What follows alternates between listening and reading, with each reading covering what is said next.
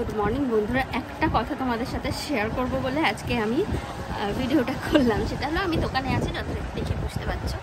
তো যেটা তোমাদেরকে দেখাবো, একটা কাস্টমার আমার এসেছিল, সেই কাস্টমারটা চলে যাওয়ার পরে আমার দোকানের কি হাল সেটা একটু তোমরা দেখো। একটা কাস্টমার এসেছিল, এই দোকানের হালটা দেখো।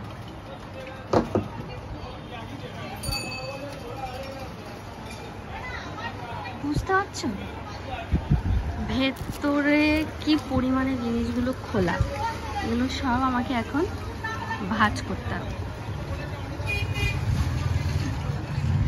এগুলো না ভেতরে পুরো লট লট মাল খোলা রয়েছে, বুঝতে পারছো। দোকানদারের জীবনটা অতটা সহজ নয়।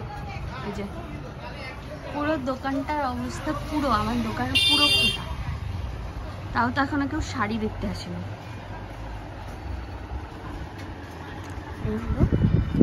দোকানের হাত,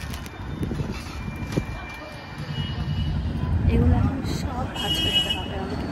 এগুলো ভাঁজ করতে আমাকে মিনিমাম 8 ঘন্টা তো লাগবেই, এত কিছু ভাঁজ করতে। চলো ভাঁজ করি, টাটা, বাই বাই।